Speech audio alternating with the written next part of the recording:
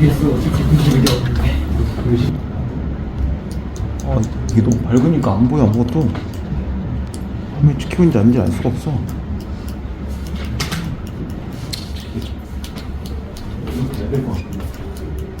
그래서 그래 종류 자체를 보면 가전이라고 되어 있는데, 가전 자체가 갖고 있는 특징은 의인법이에요. 그러니까 우리가 보통 어릴 때 보면 우화 같은 거 배우는데, 그 가전체라는 것 자체가 우화하고 굉장히 비슷해요. 그러니까 사물이나 이런 것들 또는 동식물을 의인화해서 드러낸다는 건데, 그러면 우화가 갖고 있는 특징이 있죠. 우화는 반드시 뭐냐면 우인적이고, 그다음 간접적이고, 발음 하나 정도 더 붙이면 우회적이에요. 왜냐면 직접적으로 말하기가 좀 애매하니까 사물을 의인화시켜서 이야기에 뺀다는 얘기니까요. 그리고 이 세 개 다 똑같은 말입니다, 시험에서. 그 다음 교훈적이고 풍자적이다라고 했는데, 통상적 가전은 뭔가 자기가 하고자 하는 말이 있으니까 교훈과 풍자까지 맞아요. 근데 나머지 단어만 이제 내용에서 확인해야 되죠. 그죠? 이건 좀 확인해야 되는 내용이고, 그래서 그 52쪽의 1등 노트를 보면 써있죠. 가전체란 사물을 의인화해서 전기 형식을 서술하는 문학 양식이다. 이때 얘기한 전기는 일정이적 구성을 얘기한 거예요. 우리가 전기문 같은 거를 보거나 이인전을 보면 사람이 태어날 때부터 죽을 때까지 이야기를 다루는 게 있잖아요. 보통 문학에서 전기라는 게 두 가지를 얘기하는 거예요. 그런 일정이적 구성을 얘기하거나 아니면은 비현실을 얘기하거나, 이제 이런 건데 여기서 일정이적 구성을 얘기한 거고, 창의성이 상당히 많이 가미된 허구 작품으로 설화와 소설의 교량적 역할을 했으며, 작자 층은 대부분 사대부이다. 사대부가 썼다는 얘기 자체가 기본적으로 한자로 썼다는 얘기죠. 그리고 설화와 소설의 교량적 역할을 한다, 이런 얘기가 나오는데, 실제로 우리나라에서 소설이라는 말은 고려시대에 쓰지 않아요. 얘는 소설이 아니라니, 이건 조선시대에 쓰는 거고, 그렇기 때문에 소설 자체는 이 가전은 소설과 그 다음에 앞에 있는 설화의 중간 단계에 있는 작품이다. 그냥 그런 뜻이에요. 자, 그 다음 주제의식은 욕심 많고 염치가 없는 공방의 문제가 3의 문제를 그릇되게 하기 때문에 후원을 막으려면 그를 없애야 한다. 그리고 돈이 우선시되는 세태와 재물욕에 대한 비판과 경계, 이렇게 나오니까 이 내용대로 본다면 이 공방은 여기서 뭘 얘기하는 거예요? 돈을 얘기하는 거예요. 돈이에요. 그리고 이미 조선시대 이전의 고려시대부터 돈 자체와 연결되는 물질주의나 재물과 연결되는 물질만능주의는 이미 들어온 시대라는 얘기죠. 지금은 더 심할 거고. 그러니까 이게 지구로 치면 카드전이겠죠. 회의전이거나. 왜냐면 지금은 저희가 현금을 많이 들고 다니지 않잖아요. 뭔가 뭐 카드라거나 삼성페이나 뭐 애플페이나 이런 걸로 지금 겪고 있는 거니까. 그죠? 그래서 그 3번에 보면 공방의 외양묘사 나오는데, 박군들 걸고 아는 구멍이 모나게 뚫린 엽전 모양이다. 왜냐면 과거의 돈이 이렇게 생겼으니까요. 그래서 실제로는 이렇게 동그란데 가운데는 이렇게 네모나게 돼서 거기다 이제 뭘 깨게 돼 있잖아요. 그래서 과거의 돈의 모습을 이야기하는 거고, 이걸 얘기한다는 것 자체가 하자는 그런 물질주의에 대해 비판한다는 얘기겠죠. 이 아예 주제의식 자체를 본다면. 그럼 분명히 여기서 공방은 부정적인 존재가 돼야 정상적이에요. 왜냐면 이 글 자체가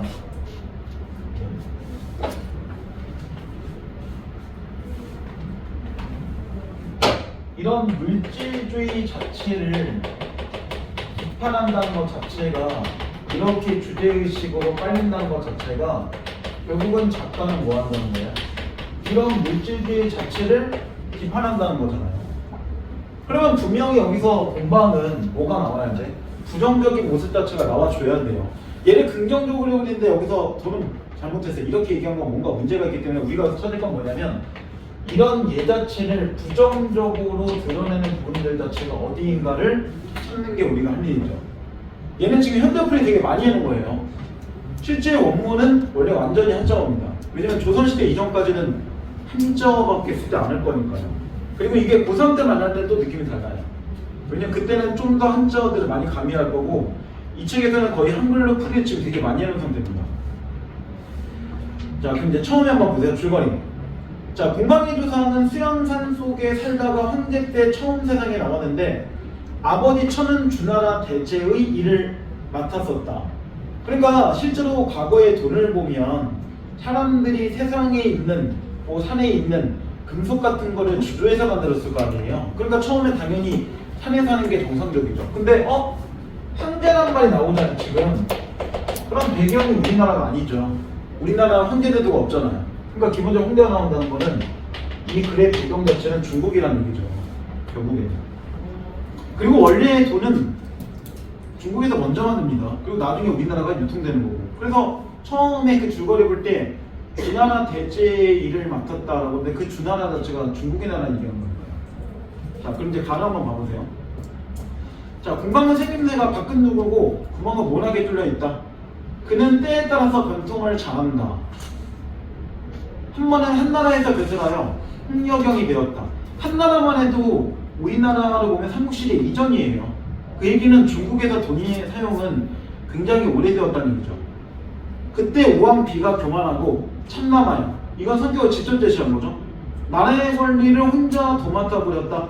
방은 여기에부터 많은 이익을 모았다. 근데 실제로는 돈이 사람한테만 붙거나 이건 말이 안 되는 거잖아요. 그 얘기는 뭐냐면 사실은 권력이 있는 자가 돈을 이용해서 그런 권력을 나누겠다는 얘기겠죠. 그런 문제는 지금도 정경유착이나 이런 거 단어를 통해 보면 지금도 그 유용하게 쓰이는 거잖아요. 자, 무제 때는 온천하의 경제가 많이 어렵다. 나라의 창고가 온통 비어 있었는데 임금은 이를 보고 몹시 걱정했다. 방을 불러 벼슬시키고 부민으로 삼아 그의 무리 염전을 쓴 금과 함께 조정해 있게 하고, 이때 그는 방을 보고 항상 형이라고 하고 이름 부르지 않았다. 형이라고 한다는 것 자체가 그니 방을 친밀하게 생각하고 따른다는 얘기죠. 자, 그 다음 이제 방은 성질이 욕심이 많고 비루하고 염치가 없었다. 완전히 부정인데? 그렇죠? 그리고 성격은 되게 직접적으로 얘기했죠. 여기서는 얘는 처음부터 욕심도 많고 비루하고 염치가 없는 존재야. 그러니까 당연히 얘는 비판받을 게 맞는 거죠. 그런 사람이 이제 재물을 맡아서 처리하게 됐다. 그러면 그런 사람이 이제 재물을 맡아 처리하게 됐다는 거는 얘가 뭐 한다는 거야? 나라 자의 경제 자체를 굉장히 혼란스럽게 만들 수밖에 없는 존재라는 얘기잖아. 그는 본의 본정과 이자의 경중을 다른 법을 좋아하여 나라를 편안하게 하는 것은 반드시 질그지나 쇠그스를 만드는 생산 방법에 있는 것이 아니라고 생각했다. 그는 백성과 더불어 한 푼에 한 리의 이익이라 다투고 한편 모든 물건의 값을 낮추어 복식을 몹시 천한 존재를 만들고 딴 재물을 준하게 만들어서 백성들이 자기들의 본업인 농을 버리고 산업공상의 맨 끝은 장사에 종사하기 위해서 농사 짓는 걸 방해했다. 여기서 중요한 말이 하나 나와요. 그 마지막에 두 번째 줄에 거기는 밑줄 쳐보세요. 자기들의 본업인, 즉 백성들이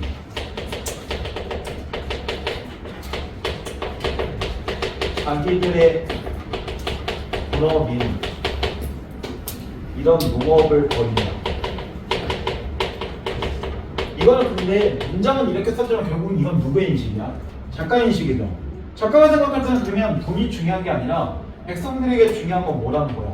농업이라는 얘기잖아요. 그러니까 결국 이걸 통해 알 수 있는 거는 작가는 어떤 사람인가요? 중농민이라는 얘기죠. 말 그대로 이런 농업 자체를 중요하게 여기는 사람이기 때문에 사람들이 이런 상업에 자꾸 몰두하면 농업을 제대로 하지 않으니까 그게 문제라고 생각하는 거죠. 물론 작가가 상업주의라는 사람이라면 돈을 긍정적으로 얘기했을 겁니다. 이 사람이 갖고 있는 가치관에 따라서 결국 이 사물을 부정적으로 보고 있는 거고, 굳이 또 하나 이런 얘기를 쓰고 있다는 것 자체가 지금 고려시대에도 이런 물질 자체가 팽배하거나 아니면 권력자가 돈을 남용하거나 뭔가 행복부리거나 이런 시대니까 이걸 썼겠죠. 다 평화롭고 다 넉넉하고 다 만족해. 근데 이런 거 쓰면 당연히 뭐 할 거야? 미쳤어. 이렇게 얘기할 거 아니에요. 그러니까 반드시 뭔가 문제가 있는 시대였다는 건데 그걸 까기 위해서 직접 까기가 좀 그러니까 이렇게 우화를 좀 바꿨다는 얘기죠. 그런 겁니다. 그래서 이게 만약에 초등학교 때 이걸 배울 때하고 고등학교 배울 때의 차이점은 이제 그런 거 좀 더 규명하고 들어가는 거죠. 자, 그 다음 이제 다음. 이것을 보고 강난들이 상술해서 이것이 잘못이라고 말했다. 하지만 임금은 이 말을 듣지 않았다. 그러면 임금은 뭐 했다는 거야? 돈을 가까이 했다는 얘기죠. 그리고 물질을 좋아한다는 얘기죠. 방은 또 권세 있고 귀한 사람을 몹시 재치 있게 사겠다. 그럼 권세 있고 귀한 사람들이 돈을 좋아한다는 얘기죠. 기본적으로. 그들의 집에 자주 들어가면서 자기도 권세를 부리고 한편을 그들의 등에 업고 벼슬을 팔아 승진시키고 갈아치우는 것마저 모두 당의 손에 매이게 되었다. 실제로 이렇게 벼슬 자체를 사고 판다. 그 이스랑 시대가 이미 이런 건데 이걸 뭐라 그래? 이런 거를 보통 매간매기라고 하기도 하죠. 이미 물질을 가지고 돈을 사고 파는 그런 시대였다는 얘기예요. 근데 이 얘기는 사실 조선시대도 되게 많이 나오죠. 후기로 들어갔어. 당연히 이렇게 하면 뭐가 문제냐면, 생각해봐. 내가 돈을 주고 버섯을 샀어. 그러면 그런 사람들이 벗어나면 뭐 할까? 당연히 자기가 투자한 돈만큼을 벌어들이려고 노력할 거 아니야. 그러니까 세금을 되게 많이 받겠죠. 기본적으로. 아마 저도 이렇게 벼슬을 했으면 굉장히 사람들 쥐어짠 겁니다. 만약 저도 그랬다면. 물론 저도 그런 짓을 하지 않아요. 일단 돈이 없어요. 일단 돈이 없어서 그럴 수가 없어요. 아, 물론 돈이 있어도 비리에 젖지 않을 거지만. 저 불신했는 저 착한 사람이에요. 제가 잘못하고 뭐 그 죄가 있으면 벌써 철컹철컹하고 감옥에 가서 수업이 안 될 거 아니에요.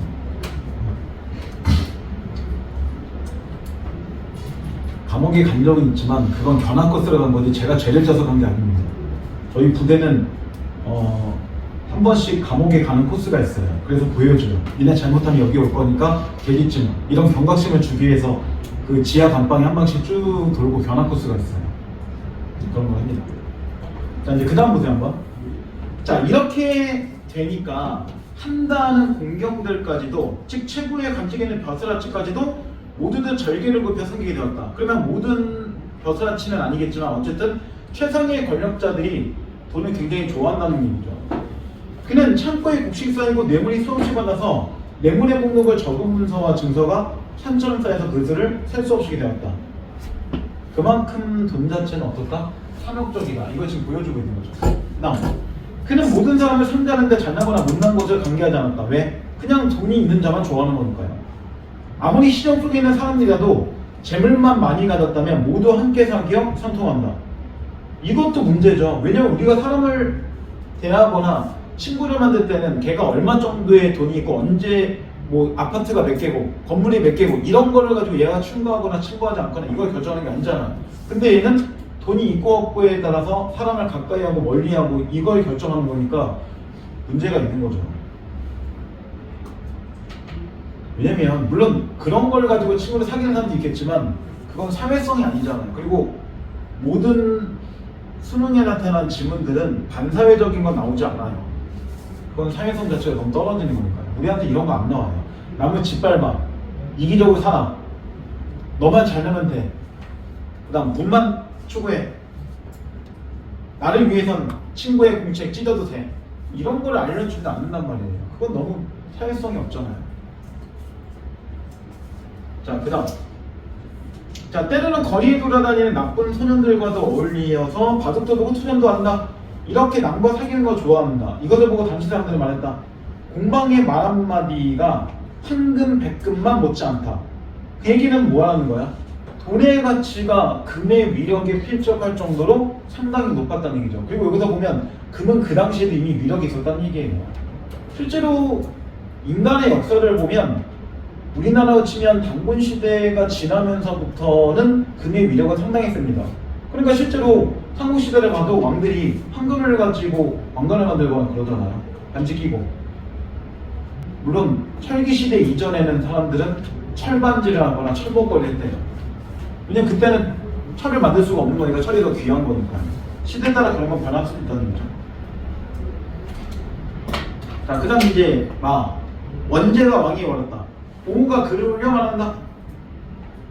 갑자기 공우가 누군지 모르겠는데 나와서 얘기하나요?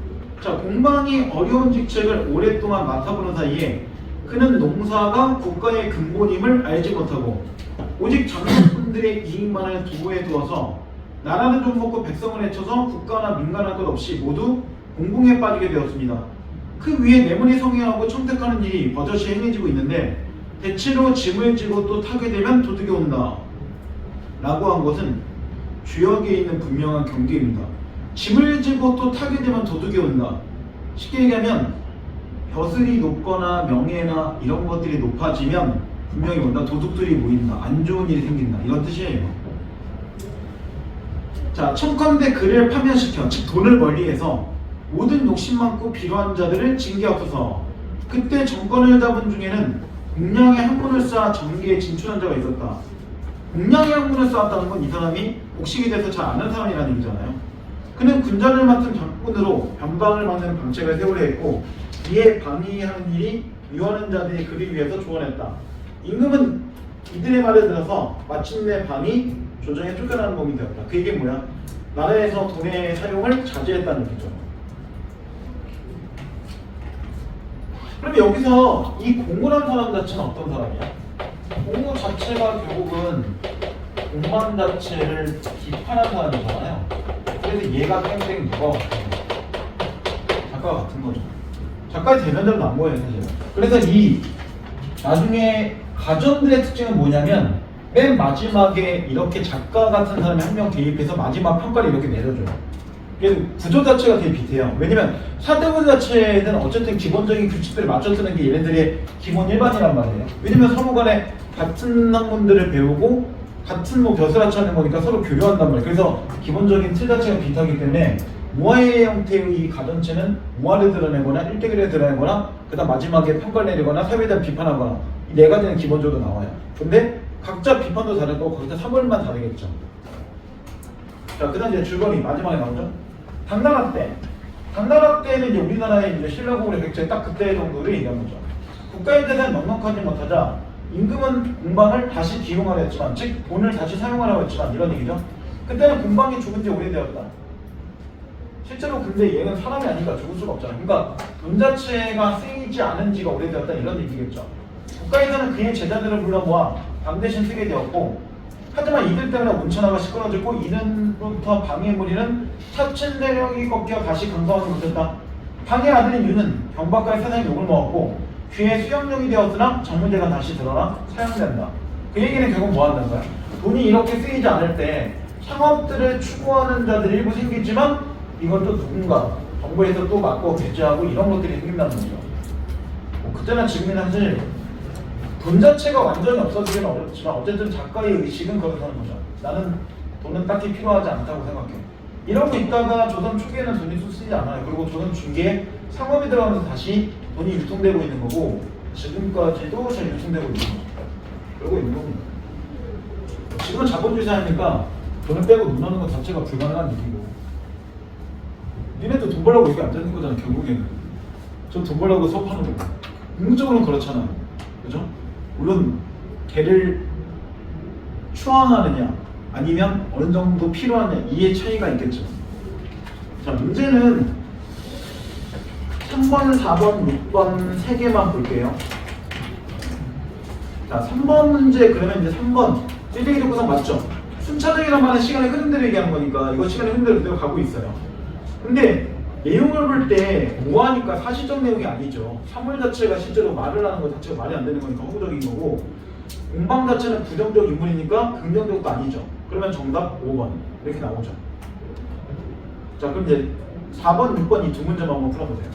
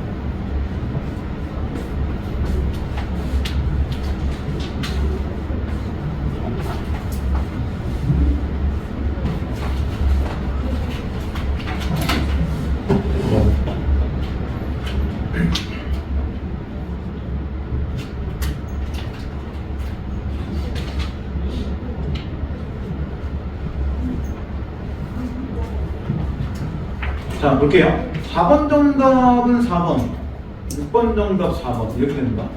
4번은 표현기법만 찾는 거기 때문에 여기서 신정이나 주제를 찾는 건 의미가 없어요. 보게 되면. 그래서 얘가 지금 4번에 보면 의인법이 나오기 때문에 그런 거고 나머지는 의인법이 없어요. 그럼 얘가 어떻게 의인법 나오는지만 좀 볼게요. 두꺼비가 팔을 물고 걸음 위에 올라가 앉아있다. 그럼 여기까지 의인법이 없어요. 두꺼비가 팔을 물고 있으니까 눈가 그냥 바라본 거니까. 자, 분나선을 보니까 소물매가 떠있거늘 가슴이 깜짝 놀라 훌쩍 뛰어내다가 두어 발의 두꺼비가 자빠졌구나. 여기까지도 의인이 없죠. 근데 마지막 한 줄이 갑자기 바뀌어요. 화자가. 아, 날쌘 마역개망종이지 크게 다칠 뻔했어. 이거 두꺼비가 하는 얘기예요. 그러니까 두꺼비가 삼촌 말을 하는 거 자체가 의인법이니까 그래서 얘가 정답인 거예요. 그러니까 이거는 주제 찾는 문제가 아니기 때문에 주제 접근하는 문제가 있고 6번은 주제 접근을 해야죠. 왜냐면 나에 나타난 작가의식 자체가 심정하고 연결되는 거고 중농주의잖아요. 그럼 5개 중에 뭐 하는 거 찾으면 돼? 농사 열심히 짓는 거 찾으면 되잖아요. 그래서 4번에 보면 오늘도 다 샜구나. 호미 메고 가자. 즉 날이 맑았으니까 호미 메고 농사지러 가자 이런 얘기죠. 내놓은 다음에거든 너의 눈을 배워주마. 물길에 뽕 따다가 누에도 먹여보자. 그러니까 정확하게 지금 농사 짓는 얘기 한 거죠. 그리고 두 번째 줄에 보면 내놓는다 메거든 내놓는다 메워보자. 상부상조 하는 거죠. 근데 나머지는 농업에 관련된 게 없어요 지금 다. 그래서 정답 4번 이렇게 나오고 7번은 모르는 한자동안 찾아보라고 해보라고 지금 안 한 겁니다. 나중에 찾아보시라는 거고. 자, 이제 54쪽을 보세요. 자, 국선생전이라고 되어 있는데 국선생전은 거기를 봐보세요. 그 1등급 노트에 지필을 들어 봐보세요. 우리는 얘가 누군지 몰라도 기본적인 주제에 관한 얘기를 할 겁니다. 자, 올바른 유생의 삶이란 근본적으로 신하로서의 기능을 목표하며 시국이 뭔데? 나라를 다스리는 걸 얘기한 거잖아요. 그런 거에 대한 이상을 바르게 신하는 데 있다. 신하는 신하의 도리를 지켜나갈 때 어진 신하가 될 수 있고 또한 때를 보아 물러날 줄도 알아야 한다는 점을 주장합니다. 그럼 때를 보아 물러나는 거는 은퇴 시기에 맞춰서 잘 은퇴하라는 얘기죠. 이런 얘기하는 것 자체가 국선생은 여기서 뭔가 신하하고 연결시켜 얘기하는 거고. 자, 인물의 특성 나오죠. 국성은 임금의 총애가 지나쳐 당종한 적도 있지만 나라가 위기에 처하자 백의종군하여 전쟁을 승리에 이끌면서 신하의 도리를 회복한다. 그래서 위국충전의 대표적인 인물이다. 위국충전, 나라를 위하는 충성과 절개 이런 건데 밑에 3매에 보면 국성은 맑은 술 이랬으니까 앞에는 공방전은 돈이지만 여기는 뭐예요? 술이죠. 술 자체는 위인한 겁니다. 그렇다고 술을 흥청망청 먹으라는 얘기는 아니에요. 왜냐면 여기서 또 총애가 지나치니까 방종했으니까 나중에 적절하게 조절하는 게 필요하니까 술은 적당히 먹으라는 얘기죠. 많이 먹으면 그런 거예요. 요새 90년대 드라마 보는데 이런 생각이 들더라고요. 90년대는 드라마를 보면 되게 특이한 게 있어요. 90년대까지의 드라마. 방에서 다 담배를 피워요. 그러니까 뭐 임산부가 있던 어떤, 왜냐면 그 당시에는 담배에 대한 규제가 없었으니까. 그게 이제 청소년들 자체한테 좀 미해적이다. 그리고 애들이 담배 피는 거 좀 줄이기 위해서는 그런 장면을 노출하지 않는 게 맞다. 이렇게 해서 2000년대 들어가면서 담배 피는 장면 자체가 드라마에 삭제됐단 말이에요. 근데 이게 제가 볼 때 생각한 거 웃긴 건 근데 애들 왜 이렇게 많이 담배 피워? 이런 느낌. 그러니까 실제로는 그렇게 규제하는 게 아니라 실질적 규제는 하지 않았다는 거죠, 제대로. 문제는 좀 있는 것 같습니다. 자, 밑에 이제 줄거리 보면 나오죠. 술은 주천 사람이다. 국성의 중조는 그 이미 역사에 실려있지 않다. 그 얘기 뭐냐면 술의 역사가 너무 오래돼서 언제가 기원인지를 명확하게 아는 게 쉽지 않다는 얘기죠. 자, 조부 모가 모는 뭘 얘기하는 거냐면 보리를 얘기하는 거예요. 왜 얘가 주부가 될 수 있냐면 과거의 술은 뭘로 갖고 만들어요? 옥시를 발효해서 만들잖아. 기본적으로 끓이고 뭐 이러면서. 그러니까 이제 얘 조상들은 그런 곡식되는 게 정상적인 거예요. 지금도 그 청주 같은 경우는 곡식을 발효해서 나오기도 한단 말이에요. 일본인의 사케도 마찬가지고. 자, 주천이라는 곳으로 이사 와서 같이 살기 시작하고 그의 아버지도 여기서 살아 드디어 주천산이 되었다. 그의 아버지 차는 평원도구가 되어서, 평원도구는 이제 벼슬이 얘기하는 거예요. 산원경 복식딸과 결혼해서 성을 낳았다. 그래 정말 사람처럼 지금 드러내고 있죠. 평은 도량이 넓어 스님들은 아버지를 보러 왔다가도 성을 보고 기여했다. 그 얘기 뭐야? 사람들은 술을 좋아한다는 얘기죠.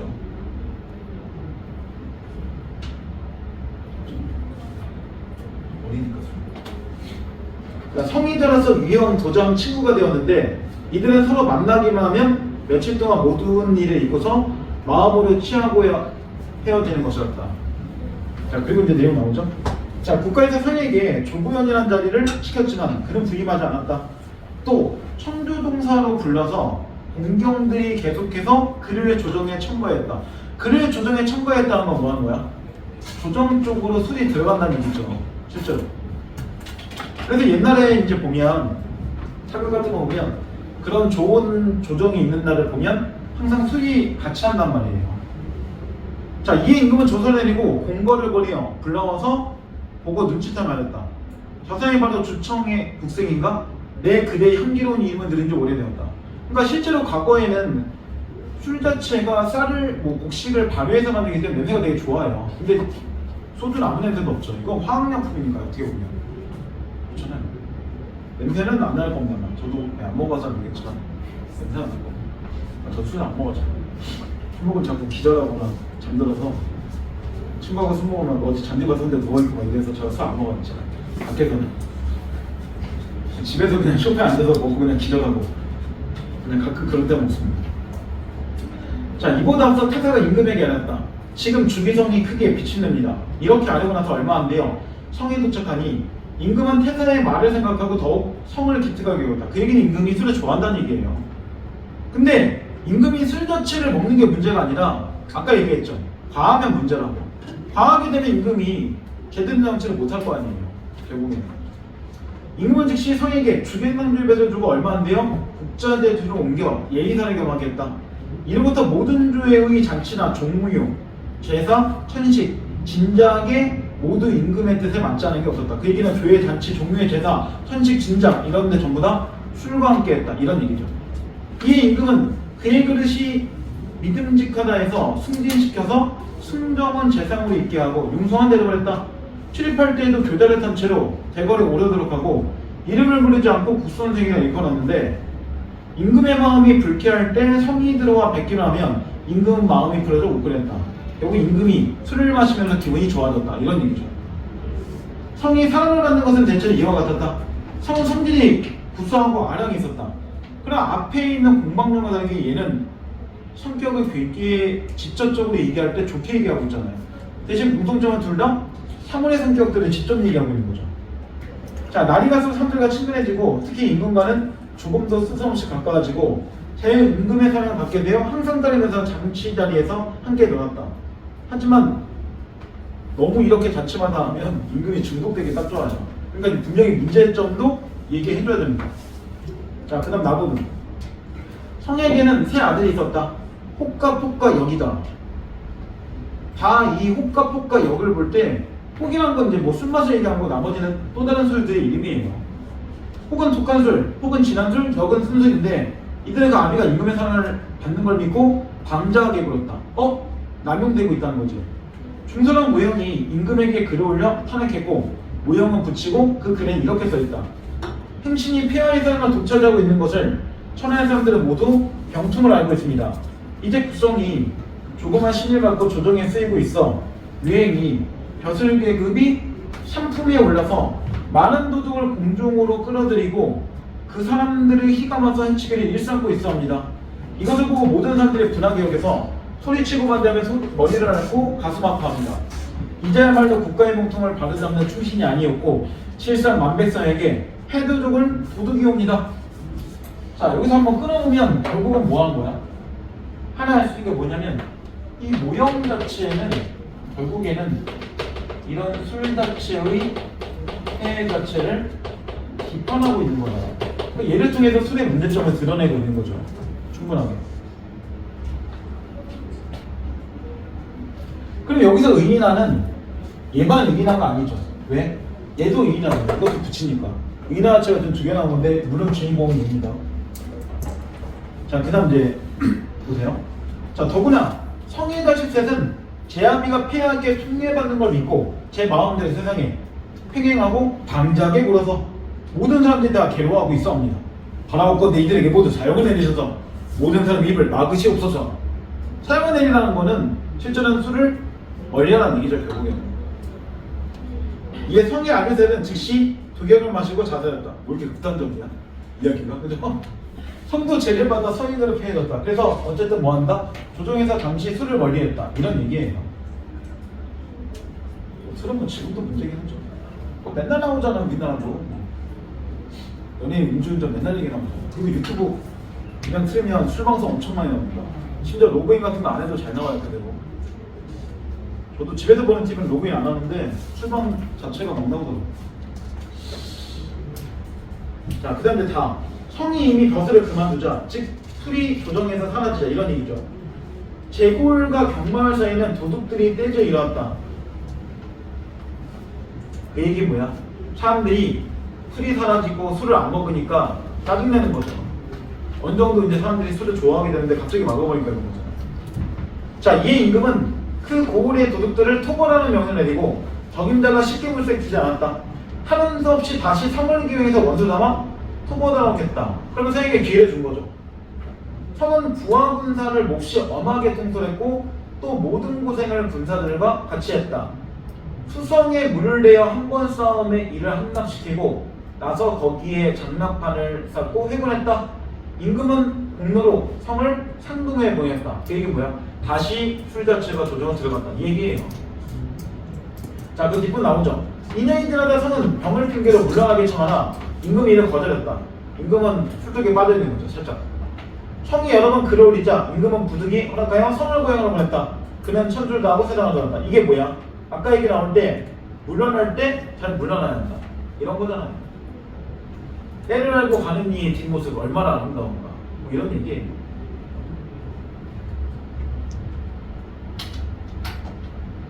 그러니까 이 글은 딱 하나예요. 그냥 적당히 술 마셔 얘기예요.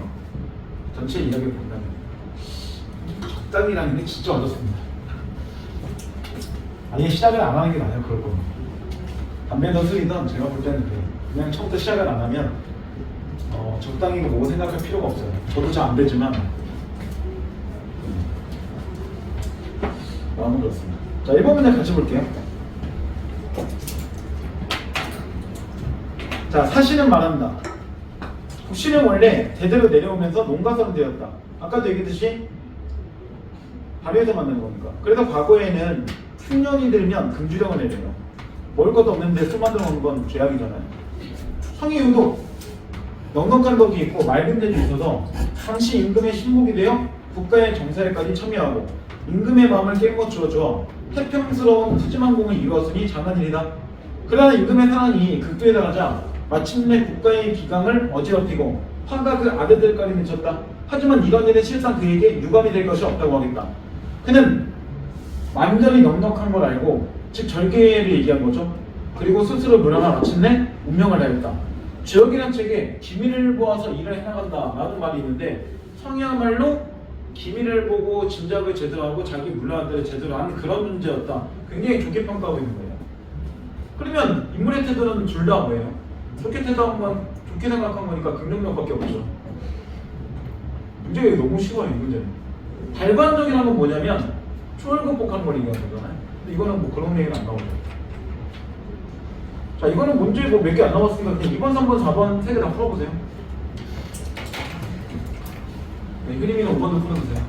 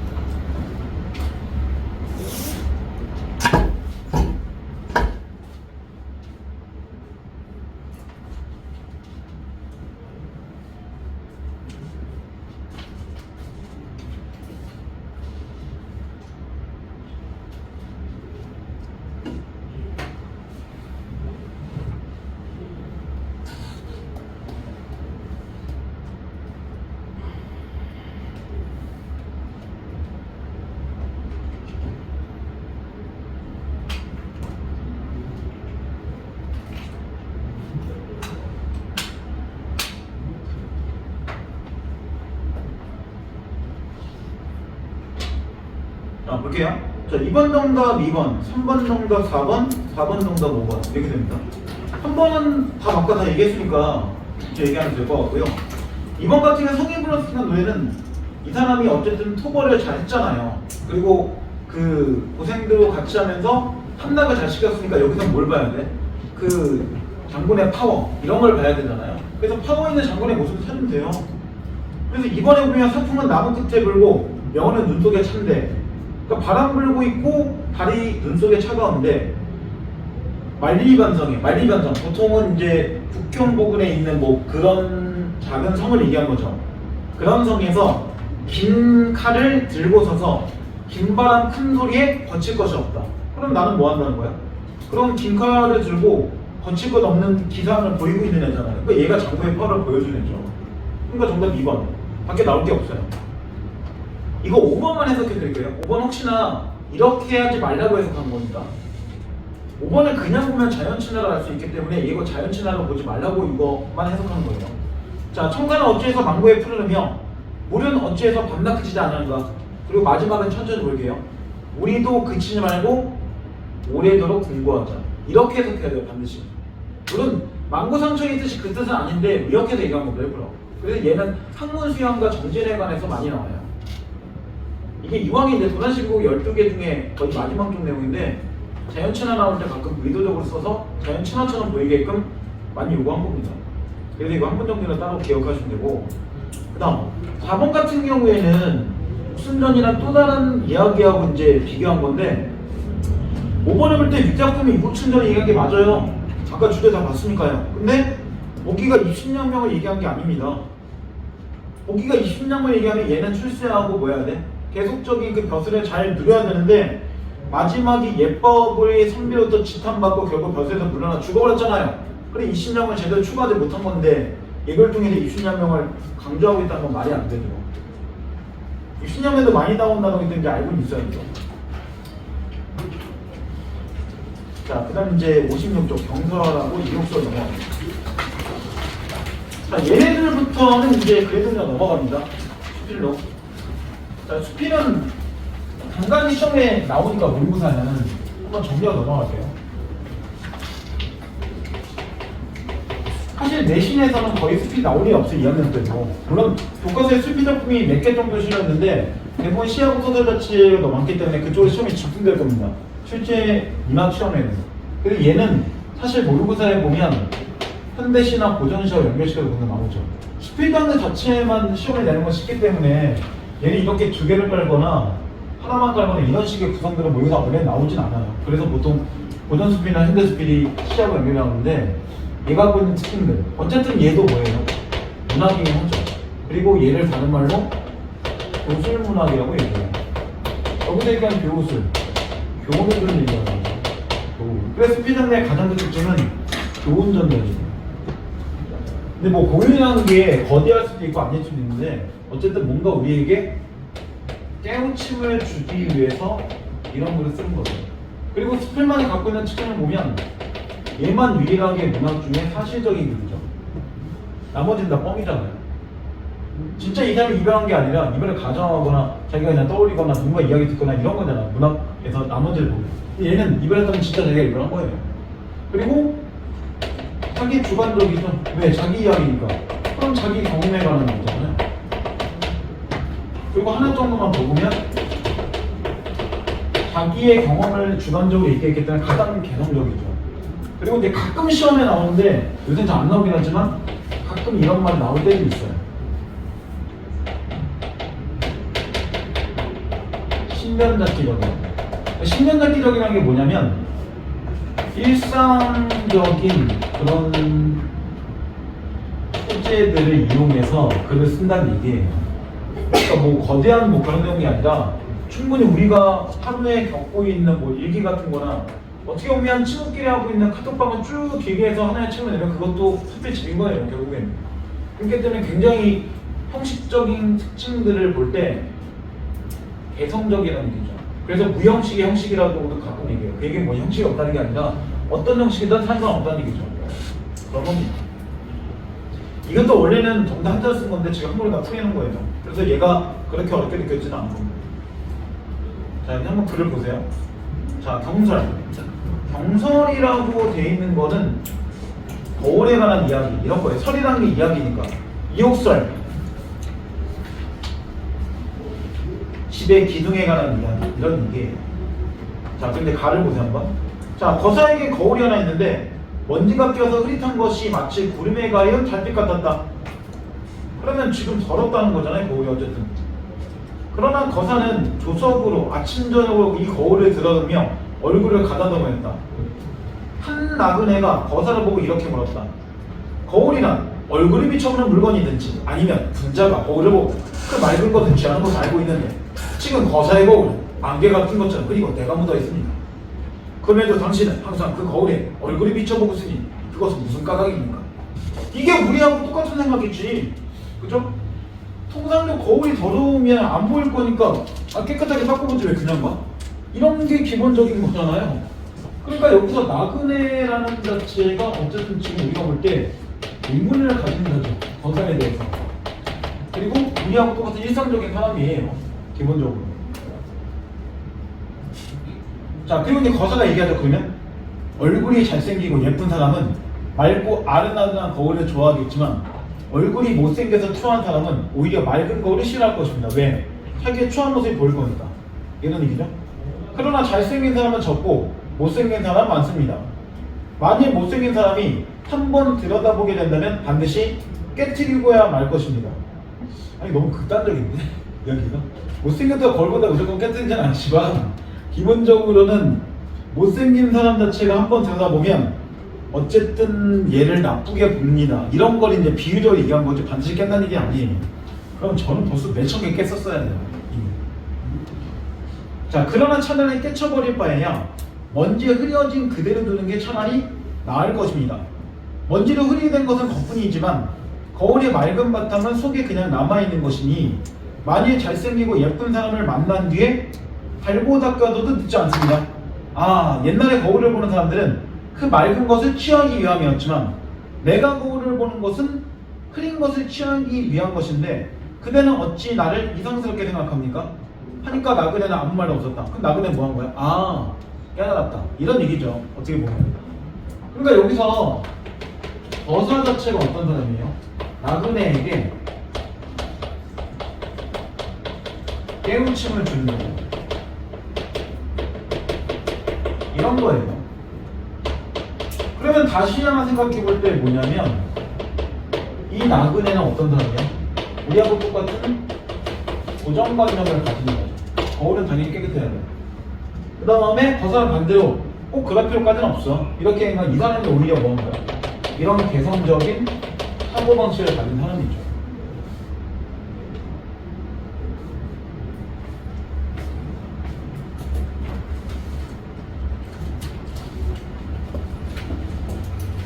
이게 근데 주제가 거울을 더럽게 써라 이게 아닙니다. 그건 너무 이야기가 이상하잖아. 그래서 잘 정리된 오른쪽에 개관을 보면 이렇게 나오죠. 사물의 심층을 이해하고 수용하는 자세. 이 말이 좀 어려워서 밑에 1등급 노트를 보세요. 그게 가장 정확해요. 1등급 노트에 일본의 주제의식을 보면 예그나 보는 게 가장 우리한테 정확합니다. 그래서 인간의 결정까지 수용하는 현저이고 유연한 처세와 숨겨진 문제를 꿰뜨는 통찰력이 필요하다. 이게 진짜 주제예요. 말 그대로 인간에 빗대어 본다면 인간도 결점이 있는 인간도 있을 거니까 그런 인간의 결점이 있을 때 그냥 흐리게 두란 얘기죠. 하지 마갖고 너 왜 그래? 넌 눈이 이렇게 작아? 뭐 이런 얘기 하지 말라는 거죠. 얼굴 생대 같은 건 알겠지만 그냥 속으로 생각하시라는 얘기죠. 저도 알아요. 저도 이런 점 알아요.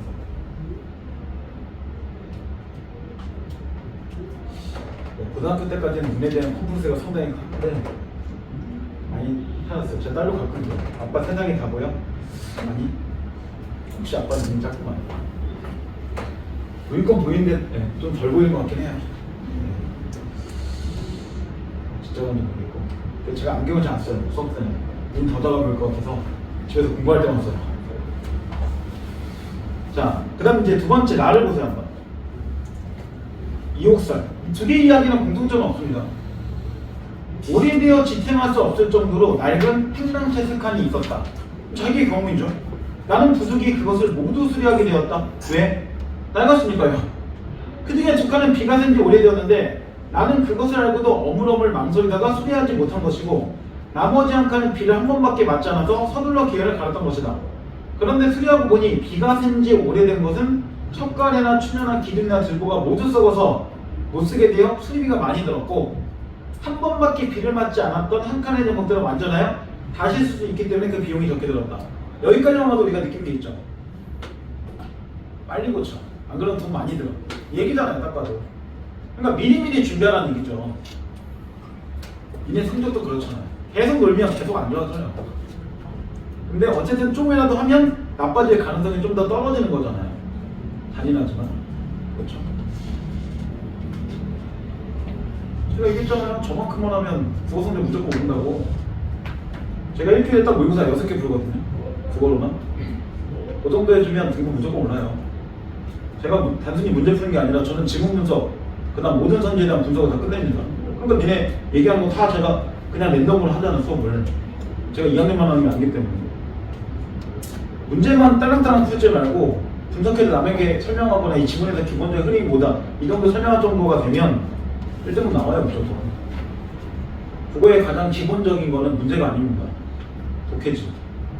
시를 보면서 표현법, 심상, 시상관계 방식, 화자의 상황과 정서, 그 다음 시대, 이 글의 형식 꿰뚫고 있으면 문제 거기에 나와요. 그 다음 소설이나 산문을 보면서 주제, 그 다음 시점, 그 다음 인물관계, 그 다음 이 인물이 왜 선한 인물인가, 왜 악한 인물인가, 악의 선을 짓밟는 이유가 무엇인가, 이 관계대로 제대로 찾으면 문제를 얼마 정도 안 풀어도 충분히 1등 나와요. 지문 자체가 이게 문제 자체를 할 걸 다 알고 있으니까. 근데 그게 사실은 맨날 하고 있는 게 귀찮지만 매번 계속 연습을 해나가긴 해야 된다는 거죠. 이학기 문제가 쉽다고 생각하면 100점 나와야 돼요. 그러니까 함부로 쉽다는 얘기 하지 마세요. 100점 안 나오면. 어쨌든 한 개라도 틀리면 그 한 개에 분노하는 사람이 돼야 성적이 올라요. 한 개라도 틀리니까 괜찮아. 이 마음에 이미 결점이 생기는 거죠. 성적이 누드가 생기는 거고. 마음은 그렇다는 거예요. 마음은. 한 개라도 허용하면 금은 안 나와요. 의인이나 동인하거나 4강이 되는 거죠. 그런 얘기입니다. 결국은. 그런 마음으로 공부하면 돼요. 원래는. 자, 그 다음 이제 두 번째 보세요. 아직은 이 글의 진짜 주제가 아니에요. 이 글의 주제는 갑자기 확장됩니다. 자, 나는 이에 느낀 것이 있었다. 사람의 몸에 있어서도 마찬가지라는 사실을 잘못 알고서 바로 고치지 않으면 곧 그 자신이 나쁘게 되는 것이 마치 나무가 썩어서 노숙이 되는 것 같으며 잘못 알고 고치기를 꺼리지 않으면 해를 받지 않고 다시 착한 사람이 될 수 있으니 저 집에 있는 멍청을 말끔하게 다시 쓸 수 있는 것이다. 그런 거잖아. 말 그대로 알프면 빨리빨리 병원 가라는 거죠. 약을 먹거나. 오래 키우면 키울수록 결국엔 죽음의 시간이 가까워질 겁니다. 이런 얘기죠. 근데 하나 더 얘기해요. 나라의 정치도 이와 같다. 마지막 그 이렇게 끝나는 거면 실제는 나라의 정치를 얘기하기 위해서 위에 있는 두 가지를 끌어온 겁니다. 백성을 좀 먹는 우리들, 이들은 뭐라고 그래요? 관심만 편안하려고 얘기하겠죠. 그들을 내버려 두었다가는 백성이 조탄에 빠지고 나라가 위태롭게 된다. 그런 이유에 급히 바로잡으려고 하면 이미 썩어버린 제목처럼 때는 늦은 것이다. 어찌 상가지 않겠는가. 결국 관심배가 오래된 나라를 지배하면 이 나라는 멸망할 것이다. 그런 존재들이 없도록 충성스러운 신하가 많이 있는 대상이 좋다. 그러면 실제로 처음에는 집을 얘기했는데, 그죠? 집에 가는 얘기를 했는데 갑자기 여기에서 사람의 몸에다가 빗대고 그 다음 나라에다 빗대고 이런 거니까 얘네들은 다 뭐야? 이걸 통해서 유추한 내용이죠. 그래서 전체 크게 보면 얘가 유추범죄를 사용한 거예요. 유추. 다른 말로 하면 유비출이라고도 얘기하는데 이 말도 또 줄여서 얘기한 겁니다. 이 말은 이제 플레이는 이거죠. 유사한, 비유적, 추리. 그러니까 유사하다는 거는 반드시 뭐가 나오는데? 공통점이 나와줘야죠. 그럼 이 세 개의 공통점 뭐야? 오래되면 오래될수록 고치기가 어렵다. 이런 공통점이 생기잖아요. 그리고 진짜로 말하고자 하는 핵심은 여기 있는 겁니다. 그러면. 이게 진짜 말하고자 하는 건데 얘네 둘을 끌어온 거죠.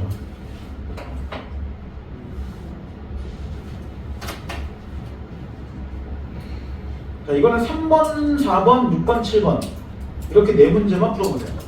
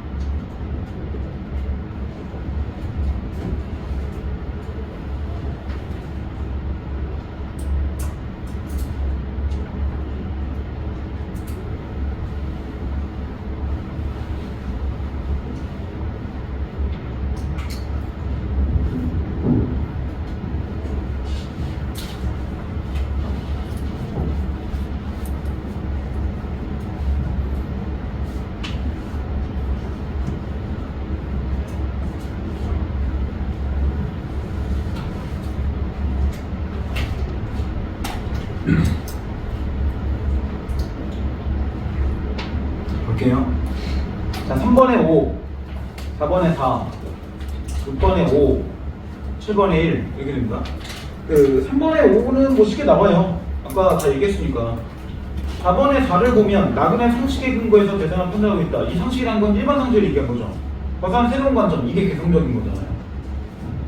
다음 6번은 결국 유추 찾으라는 얘기예요. 그래서 미리 유추 설명한 거고, 5번을 먼저 볼게요. 건물 짓는 사용되는 얘기들은 서로 긴밀하게 결합되어 지배구조 이른다. 그리고 문학 또한 다양한 요소들이 결합되어 접근전적 의미 형성한다. 그러니까 둘 다 여러 요소들이 결합됐다는 공통점이 있죠. 근데 1번 같은 경우는 모든 사람은 죽는데 나도 죽는다. 그럼 나는 개별적인 거고 모든 사람들은 일반적인 거죠. 이렇게 일반적인 거에서 개별로 나가는 거를 연역이라고 얘기하죠. 반대로 2번은 동해 바닷물, 서해 바닷물, 그 다음 모든 바닷물 이렇게 했으니까 거꾸로 가는 거죠. 개별에서 일반으로. 그런 거를 귀납이라고 얘기하죠. 3번 희곡은 언어를 배경한 문학이고 일정 인물과 사건 배경을 갖고 있지 않으면서 소설과 비슷하다. 이거는 공통점 갖고만 얘기한 거니까 비교죠. 그 다음 4번은 분류 방식이죠. 그 다음 7번은 보면 기억은 간신배나 탐관오리 얘기한 거니까 그런 존재 찾으면 그게 참새예요. 참새가 지금 보면 느그놀발비의 벼슬 기장을 다 없애고 있고 이거 어제 한 거잖아요. 바로. 그러니까 이거는 1번 그냥 바로 나와야죠. 자, 여기까지만 하고 좀 아까가 놀리가 들어갈게요.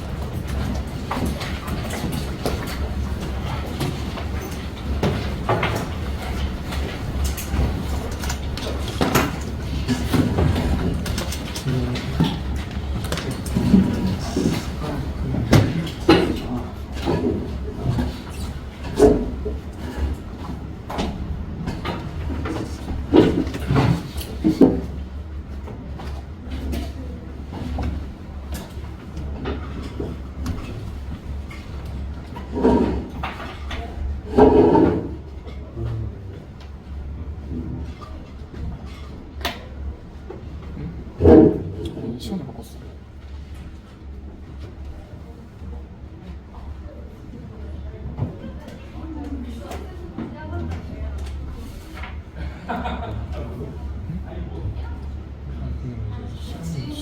시간이 어디 물리가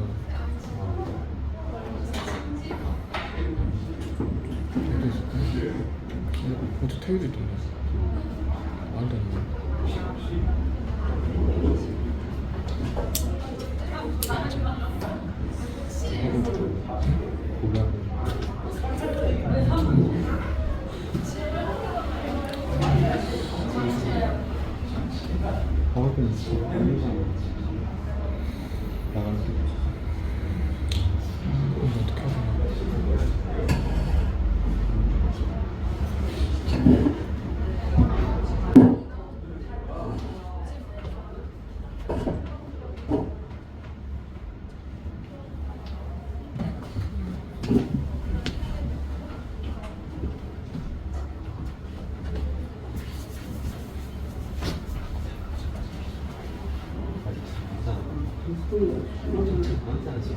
진영은 해줘라. 해줘라.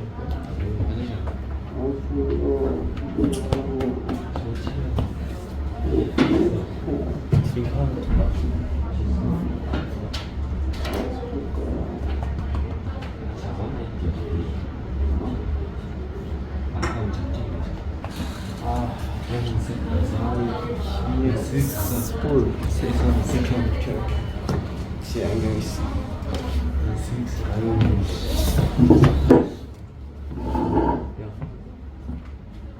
뭔데 그게?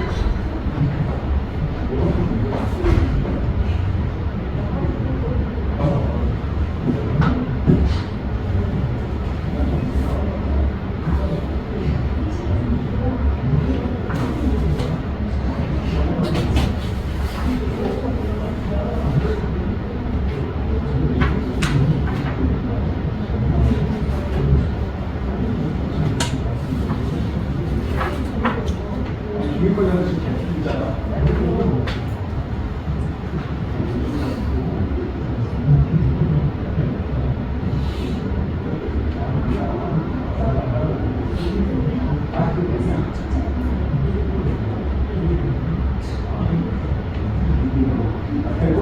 저희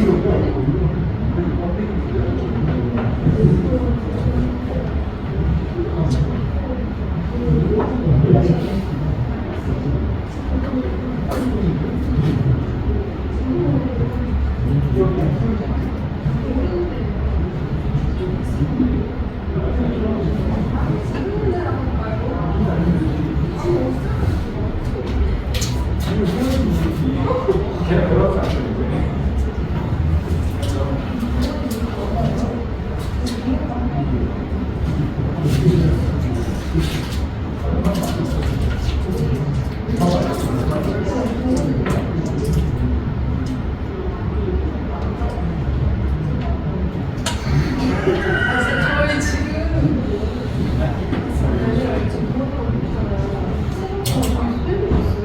동아리 저희 부모님이랑 동아리 어떻게 행사를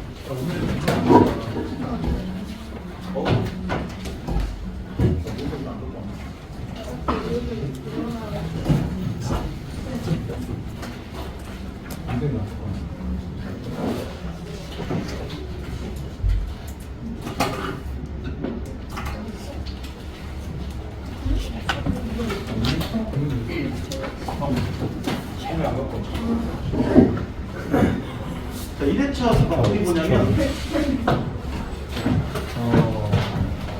이거만 찍어야 되는 거니까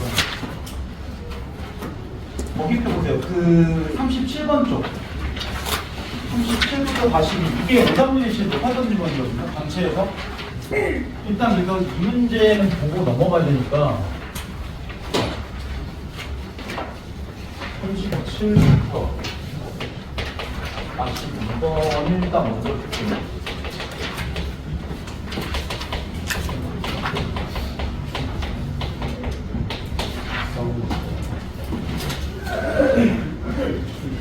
일단은 이거는 12분을 드릴게요. 12분을 드려서 할게요. 자, 시작하시면 됩니다.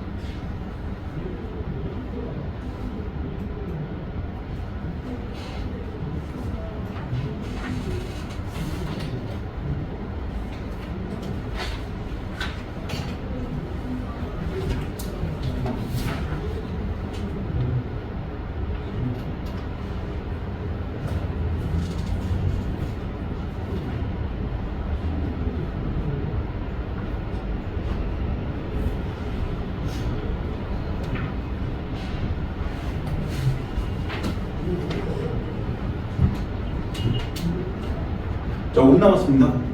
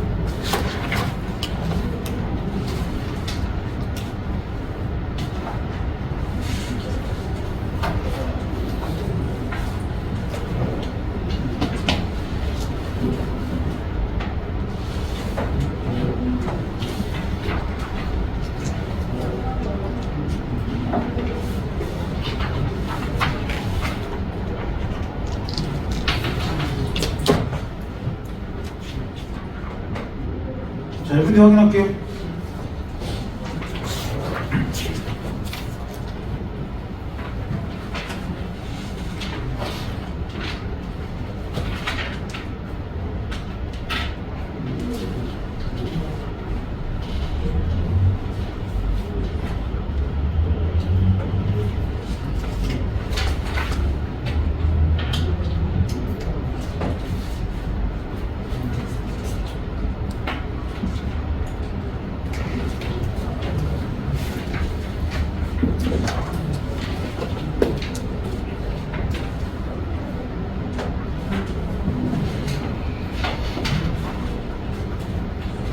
자, 정리할게요. 자, 정답 확인. 37번에 5, 38번에 2, 39번에 2, 40번에 4, 41번에 1, 42번에 2 이렇게 됩니다. 이게 실제로는 37번에 5단율이 낮고요. 5단율 높았던 문제는 41번, 39번 이 두 개 문제였습니다. 실제로는. 그리고 38번은 정답은 쉬운데 애들이 가끔 질문한 게 뭐였냐면 거기였어요. 3번, 4번, 5번 선지로 내려갈수록 헷갈리는 게 조금 있었던 문제라서 이 세 개는 조금 잘 봐야 되고 42번은 먼저 볼게요. 42번은 도무기호가 나오려면 반드시 뭐야 돼? 의미가 서로 달라야 되죠. 그래서 지금 2번에 보면 이사전은 여러 전문가가 감수하였다 이렇게 나오는데 이거는 책의 편찬이나 이런 것들을 뭐 감독하거나 이런 의미를 얘기한 건데 앞에 지문에서 나오는 행위자가 감수한다. 이때 감수는 책 같은 거를 지켜보거나 감독하는 게 아니잖아요. 이럴 때는 어떤 실효이나 권한을 잘 받아들인다 이런 뜻이니까 의미가 서로 다르죠. 그래서 얘만 정답인 거고 나머지들 의미가 서로 같습니다. 그러니까 1번 같은 경우는 둘 다 잘 보다. 그 다음 3번 같은 경우는 사라지다, 뭐 줄어들다. 4번 같은 경우는 뭐 숫대가 있다. 5번 같은 경우는 어떤 일에 대해서 잘 뭐 행동을 했다. 이런 정도 의미니까 의미들과 똑같아요. 이게 되게 특이한 지문이 가는 과학 지문이잖아요. 근데 나에서는 사회 지문이죠. 그래서 가고 나를 보면 되게 특이하게 과학과 사회 자체를 이렇게 융합한 질문 자체가 되기 때문에 좀 특이한 지문이고 이게 실제로는 전부 다 말하고자 하는 건 가건 나건 이타적인 얘기를 하죠. 그리고 이타적이란 말과 이기적이란 말은 분명히 다른 말입니다. 이타적인 건 남을 위한 거고 이기적인 거는 반대를 얘기하는 거잖아요. 근데 알고 보면 사실 가에서 볼 때 개체들의 이타적인 행동은 이렇게 얘기하죠. 가에 보는 특징이 개체들은 분명히 이타적이지만 뭐야? 이 행동 자체가 결국 뭐야? 이기적이야. 이렇게 말하는 거예요. 결국에는. 그럼 이렇게 얘기하면 이해돼요? 이해돼요? 이해되냐고? 이해되냐고 너. 왜냐면 이타적인 거는 여기서 뭘 이타적인 한 거야? 말 그대로 우리 개체를 위해서는 이타적인데 우리 개체를 지키려고만 하는 거잖아. 그러니까 다른 개체를 위해서 하는 게 아니기 때문에 이기적이라는 얘기잖아요. 그걸 보여주는 게 가에서 두 번째 문단을 잘 보세요. 자, 두 번째 문단을 보면 이런 얘기 나오죠. 해밀턴은 개체의 이타적인 행동은 자신과 같은 유전자를 공유하는 신족들의 생존과 번식에 도움을 주면서 자기의 유전자를 후세에 많이 전달하기 위한 행동이라는 편향선택 가설을 제시한다. 그러니까 같은 혈연끼리는 이타적으로 하는 거지만 결국은 자기 유전자를 남기는 거고 그러면 뭐 하는 거야? 나랑 개체가 다른 애들한테 신경 쓰지 않는 거니까 우리만 뭐 하는 거야? 위하는 거니까 이 행동은 가족끼리는 이타적이지만 가족 밖에서 볼 때는 이기적이라는 거죠. 자, 해밀턴의 법칙에 따르면 R 곱하기 B 빼기 C는 0을 만족할 때 물론 R과 여기서 B와 그 다음 C에 대한 설명을 얘기하겠죠. 어쨌든 이 상태가 되는 게 만족하면 개체 이타로 진화가 된다. 그러니까 이렇게 돼야지만 뭐한다? 이타적인 진화 자체가 가능하다. 이렇게 나온 거잖아요. 이야기 자체를 볼 때. 그래서 R이란 유전자 근연도로 이타적 행위자와 수혜자가 얻은 유전자를 공유할 확률. 생각해봐. 그냥 R의 값은 처음부터 여기 있는 설명대로 움직인다면 유전자 근연도, 이타적 행위자와 이의 수혜자와 유전자를 공유할 확률 높아봤자 얼마밖에 안 나와야 돼? 1밖에 안 나와야 되죠. 1을 벗어나는 숫자 나올 수가 없어요. 왜냐면 얘하고 나하고 유전자가 같은 확률은 100 끝 아니면 제로니까 1과 0 사이에만 나오는 거죠. 이 값은 처음부터. 그 다음 이타적 행위의 수혜자가 얻는 이득 가치를 B라고 하고 C는 이타적 행위가 감사하는 손실을 의미한다. 그래서 부마, 모와 자식 같은 유전자를 공유할 확률이 50%이고 형제자매 간에 같은 유전자를 공유하는 데도 50%이다. R은 이춘이 형제자매를 기준으로 1춘 유전자씩 준다. 예를 들어 행위자가 3명의 형제를 구하고 죽는다면 0.5 곱하기 3 마이너스 1은 당연히 0보다 큰 숫자잖아요. 그러니까 행위자가 뭐가 된다? 이타적인 행위를 한 거고 이타적 행위를 했다는 것 자체가 뭐가 되는 거야? 결국은 이게 가능하다는 거죠. 유전자 자체가 뭐 하는 거야? 다음 세대로 넘어간다는 거잖아요. 결국에는. 이런 해밀턴의 이론은 유전자의 개념을 동물의 이타적 설명을 한 것으로 이타적 행동이 진화에 얽힌 술기를 푸는 중요한 결과로 평가됩니다. 결국은 뭐한다? 자기 세대를 지기 위한 거구만. 여기 나온 얘가 되게 좋아요. 그래서 A라는 한 명의 행위가 이렇게 있는데 이 행위가 갑이라는 사람이 있어요. 그러면 이 사람이 이렇게 세 명 자체의 형제 자체를 구하고 죽었어요. 그러면 얘가 왜 형제를 구하고 죽은 거야? 한 명이 아니라 왜 세 명이야? 나 하나 죽는 것보다 세 명 자체가 남는 게 우리 가족의 유전자가 다음 세대 전달 확률이 더 높으니까요. 라는 얘기잖아요, 결국에는. 그러니까 만약에 한 명의 형제가 빠졌어. 그럼 구할 필요 있어, 없어? 없어요. 최소한 2명이 빠져야지 구하는 거야. 여기에서는. 그런 얘기입니다. 근데 가족이 아닌 애가 만약에 빠져 있어. 한 10명이. 그럼 뭐 할 거야? 그냥 무시하고 지나갈 겁니다. 왜? 우리 가족 아니네, 어쩌라고. 이런 겁니다. 여기 얘기의 핵심이야. 자, 여기까지 보면 37번의 정답은 그래서 5번밖에 안 나와요. 가만 봐도 이미 이타적 행동에 대한 평가를 제시하고 있는 거잖아요. 그리고 나에서도 처음부터 경제학관념에서 이타적 행동이란 자신의 손해를 감수하면서 타인에게 이익을 주는 행동이기 때문에 이적 사람들과 이타적 사람들이 공존할 경우 이타적 사람들이 완전히 도태될 수밖에 없다. 뭐 이런 얘기를 하면서 이타적 행동이라는 이론 자체를 얘기하고 움직인단 말이에요. 자, 그리고 이제 38번 넘어가세요. 한번.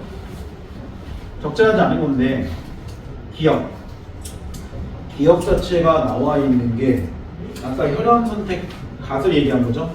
그러면 근연도에 초점 맞춰서 이타적 행위를 설명하겠다. 그래서 아까 R 자체는 유전자 근연도이라고 설명을 했죠. 근데 1번은 맞아요. 근데 이번에 보면 이기적 행동에 숨겨진 이타적 동기 말이 안 되잖아. 이 설명대로 보면 이타적 행동에 담긴 이기적 동기라고 나와야죠. 바뀌었잖아요. 그러니까 이타적으로 보이는 행위지만 실제로는 그 의미는 이기적이다. 이렇게 썼어야 되니까 답은 쉽게 나와요. 이 문제는. 답이 어려운 게 아닙니다. 세 번째, 이타적 행위자의 그 다음 그의 수혜자가 삼촌관계일 경우에 왜 R 자체가 0.25가 된 거야? 삼촌은 나한테 한 단계 멀어지는 거니까 사촌이니까. 최소한 삼촌하고 나의 관계 정도는 알잖아요. 우리가. 네 번째, 이타적 행위자 수혜자가 부모 자식이나 형제자매 관계일 때 R은 둘 다 얼마가 나와야 돼? 50% 나와야죠. 0.5가 나와야죠. 근데 이게 애들이 물어본 건 이게 아니었어요, 사실. 가끔 애들이 물어봤던 거는 5번 얘기였어요. 그래서 5번 일부러 보관을 할 거예요. 답이 나와도. 이타적 행위자와 그의 수혜자가 혈연 관계일 때 B와 C가 같다면 그러면 저 그대로 가는 건데 이런 형태를 가지고 있을 때 무조건 이 두 개의 숫자는 같다는 얘기잖아요. 그러면 실제로 이타적 유전자가 진화하지 않는다. 그러면 분명히 이 둘이 같다는 얘기는 이 5번 자체가 정답이 아니라는 얘기는 뭘 의미하는 거야? 이렇게 된다는 얘기죠. 만약에 여기 숫자와 여기 숫자가 같은 상태가 나오면 무조건 0보다는 작은 숫자 나오는 게 정상적입니다. 그러니까 여기 기본적으로 만약에 혈연관계일 땐 1을 갖다 집어넣으면 실제로 곱하기에 집어넣어서 여기서 만약에 같은 숫자 집어넣으면 뭐 할 거예요? 똑같이 여기다 1을 집어넣어봤자 어차피 뭐 할 거야? 0보다 결국은 작아져요. 0을 갖다 집어넣으면 더 심할 거고. 그러니까 결국에는 이 두 개를 같이 매칭하면 이 관계가 만족이 어차피 안 된다는 거예요. 그러니까 그 정도의 산도를 하라는 얘기죠. 만약에 이게 앞쪽에 있다면. 자, 그리고 이제 39번은 나에서 두 번째 문단을 볼게요. 거기를 봐야지 정답이 나와요. 자, 그러면 나에서 두 번째 문단. 반복 상호가설에서는 자신이 이기적으로 행동할 경우 상대방도 이기적으로 행동으로 보복할 수 있기 때문에 이를 피하기 위해서 이타적 행동을 한다고 주장하는데 이를 게임 이름 중에 하나인 TFT 전략을 설명한다. TFT 전략은 앞으로도 만날 가능성이 있습니다. 3학년 모의고사에도 2번 정도 나왔고요. 작년도 수험특강에도 나왔어요. 3번 정도. 그러니까 올해 꼭 나올지 모르겠지만 어쨌든 내년 안에 모의고사 자체를 우리가 한 5, 6년 정도 거를 본다면 얘는 다시 한번 만나기 좋아요. 여기서는 별로 안 복잡한데 3학년 거는 상당히 위력을 발휘하면서 굉장히 답이 길어지는 거예요. 자, TFT 전략이란 나오죠. 상대방이 협조할지 배신할지 모르고 선택이 매회 동시에 일어나는 상황에서 처음에는 무조건 상대방에게 협조, 그 다음부터는 상대방이 바로 전에 사용한 방법 모색하는 전략이다. 그래서 TFT의 전략이란 첫 번째는 반드시 뭐한다? 협조한다 라고 나오죠. 그 다음 두 번째 방식은 상대방의 전의 전략 자체를 사용한다 이런 거잖아요. 이게 끝이에요. 그래서 상대방이 뒤에는 이제 부가전 설명입니다. 이타적 행동을 하면 자신도 이타적으로, 상대방이 이기적 행동을 하면 자신도 이기적으로 한다. 이런 행동이 반복되면 상대방의 배신 횟수는 줄고 협조 횟수는 늘어서 이득되는 결과가 나온다. 왜? 내가 배신하면 얘도 자꾸 배신할 거니까 일부러 그거 알면 나도 일부러 협조할 거 아니야. 그걸 노리는 거죠. 그래서 반복 상호성에 대한 가설은 혈연 관계가 아닌 사람들 사이 이타적 행동을 설명하는 데 유용하지만 반복적 상황에서 나타나는 이타적 행동을 설명하는 데 한계가 있다. 자, 여기까지 보고 이제 39번을 볼게요.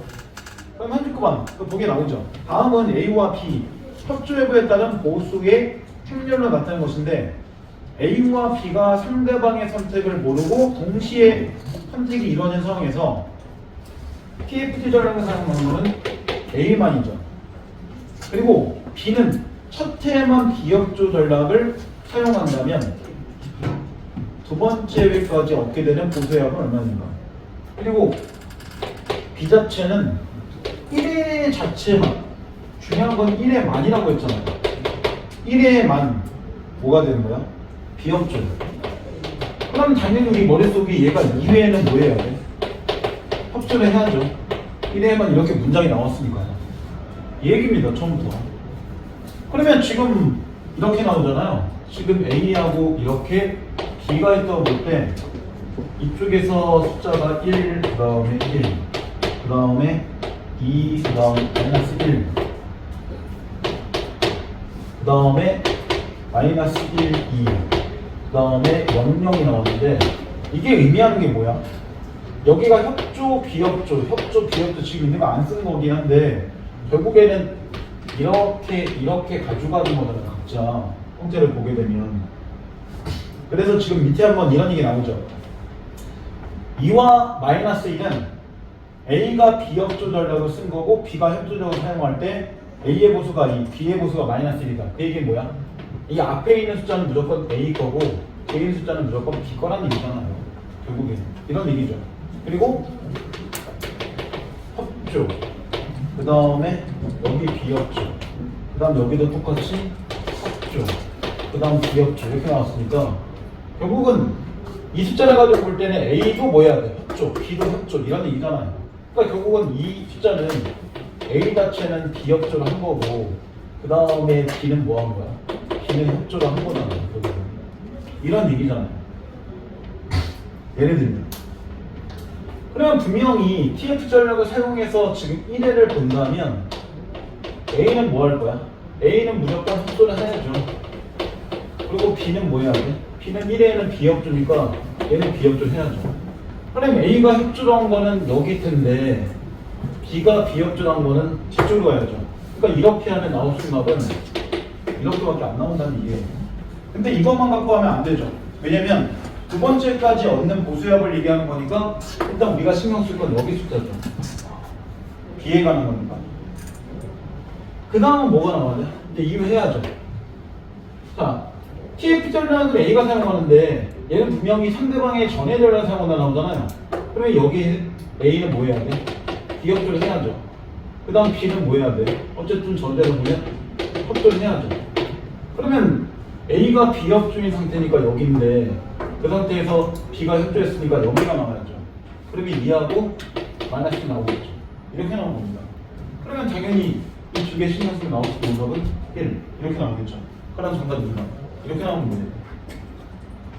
알고 보면 되게 쉬워요. 알고 보면 별것도 없고. 왜냐면 실제 산수를 해야 되는 값 자체는 되게 작잖아요. 근데 문제를 그냥 주기 싫으니까 여기서 끝내는 게 아니라 이거 한 번 더하게 만들잖아요. 당연히 고3 때 뭐 할 거야? 하나, 두 개 정도 더하게 만듭니다. 그러니까 문제 자체가 쉬워도 이게 자꾸 많아지면 이 숫자의 경우를 계속 따져야 되는 문제겠으니까 시간이 점점 걸려서 이게 세 번째, 네 번째 정도까지 가는 것까지 합산을 하게 되면 아니면 네 번째 나온 거 뭐야 이런 식으로 물어본다면 무조건 3점 주게 돼 있어요. 시간 자체가 무조건 많이 걸릴 거기 때문에. 그리고 얘는 거의 사회 지문밖에 나올 일이 없어 원래는. 근데 이 표를 보는 방식만 제대로 보는 것만 설명한 겁니다. 자, 그 다음에 40번 문제 넘어가세요. 자, 40번은 니은이를 추론으로 접전한 것은 이렇게 나오는데 니은 자체가 세 번째 문단이 있기 때문에 이제 세 번째 문단을 볼게요 한번. 자, 나에서 세 번째 문단. 집단선택 가설에서는 이타적인 구성원이 많은 집단이 그렇지 않은 집단과의 상생 경쟁에서 유리하기 때문에 이타적인 인간이 진화한다고 설명한다. 개인 간의 생존 경쟁에서 우월한 개인이 생존하는 개인 선택에서는 이기적 인간이 살아남는데 유리하지만 집단 간의 생존 경쟁에서 우월한 집단이 생존하는 집단에서는 이타적 구성원이 많은 집단일수록 식량을 구하거나 다른 집단 간의 분쟁에서 효과적 대응할 수 있기 때문에 생존하는 게 높다. 당연한 얘기 아니야. 세상에서 이기적 인간이 많으면 자기만 위할 건데 그럼 금방 멸망하겠지. 반대로 이타적 인간이 많을수록 나만 생각하는 게 아니라 다른 사람을 생각해서 식량도 구할 수 있기 때문에 이런 집단이 오래간다는 얘기잖아요. 너무 뻔한 얘기고. 따라서 집단 선택에 의해서 이타적인 구성원이 많은 집단이 생존하게 되면 자연히 이를 구성하는 이타적 인간도 진화하게 된다. 실제 인류는 혹독한 빙하기를 거쳐 살아남은 존재라는 점에서 집단 선택 가설은 설득력을 얻을 수 있다. 하지만 이타적인 구성원이 많은 집단이라 하더라도 그 안에 이기적인 구성원도 함께 존재할 수 있다. 왜? 인간은 그만큼 다양한 가치관들을 갖고 있기 때문에 모든 사람이 한 사회 속에서 싹 다 이타적이야. 반대로 싹 다 이기적이야. 이건 불가능하다는 얘기죠. 기본적으로. 그런 사회가 있다면 벌써 강대국이 됐거나 벌써 멸망할 거야. 둘 중 하나 됐을 겁니다. 지금 미국이 그러잖아요. 대통령이 이기적이에요. 분명히 미국 대통령은 자국 중심주의니까. 하지만 거기는 모든 사람들이 자국 중심주의가 아니니까 우리나라에 아직 군대가 주둔하고 있는 겁니다. 실제로 미국 군인이 여기서 미국 군이 빠지면 바로 전쟁이에요. 농담같죠.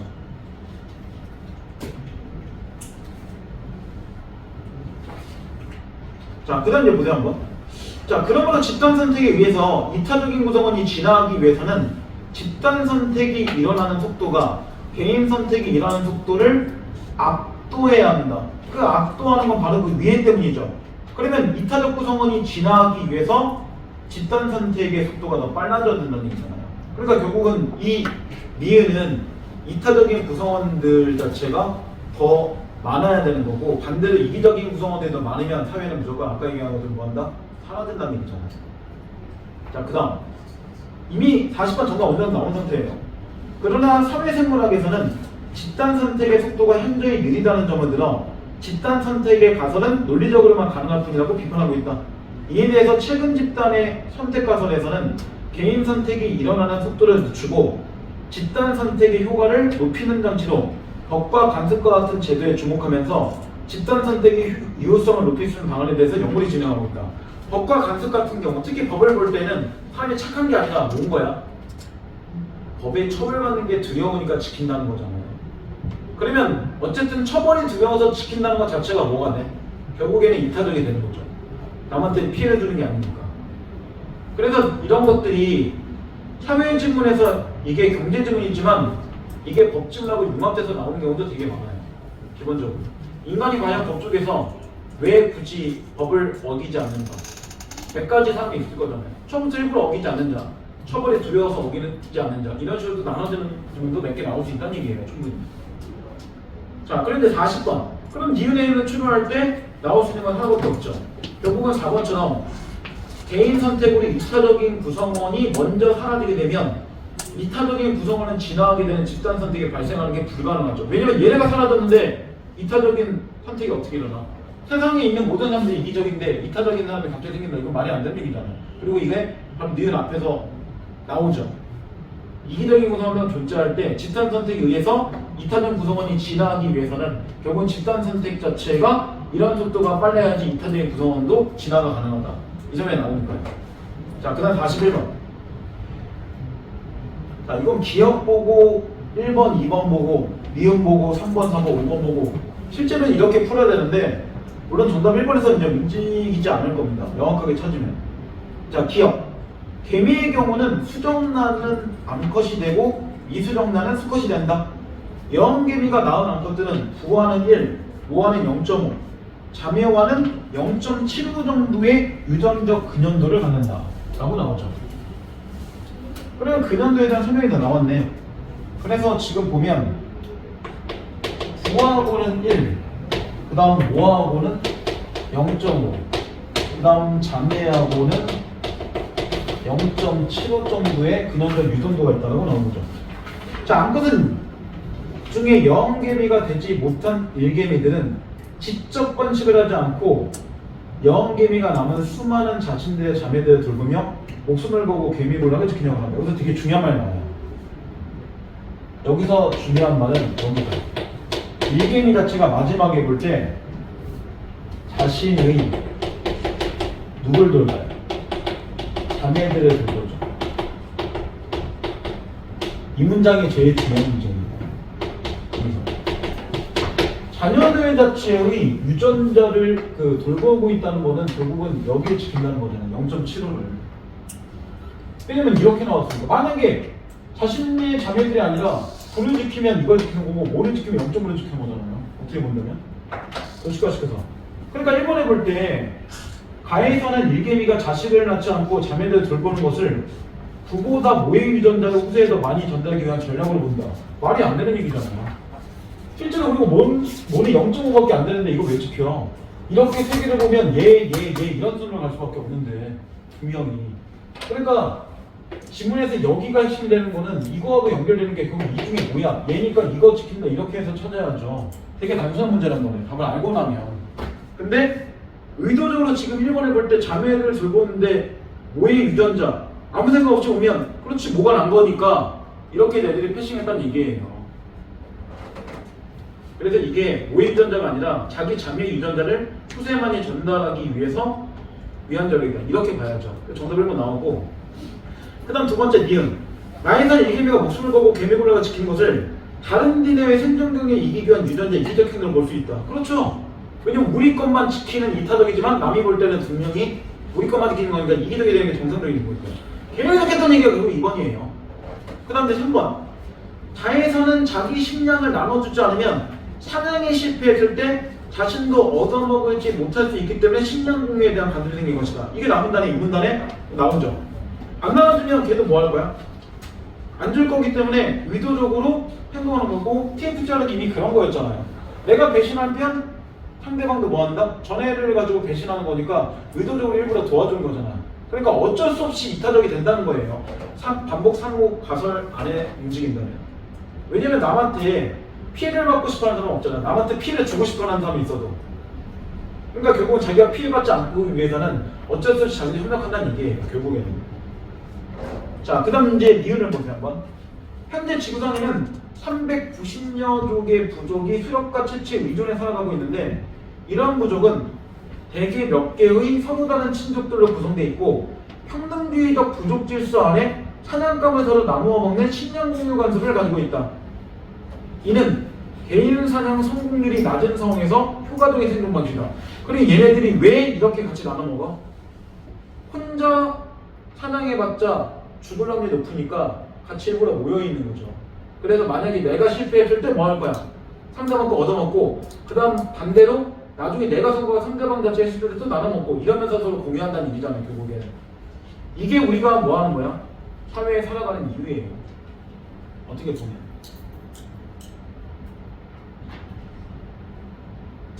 그래서 네 번째 보면 나오죠. 라에서는 식량 공유 관습을 이기적인 구성원도 식량을 공유하게 하면서 이타적 구성원이 사라지지 않도록 하는 제도를 보고 있다. 그렇죠.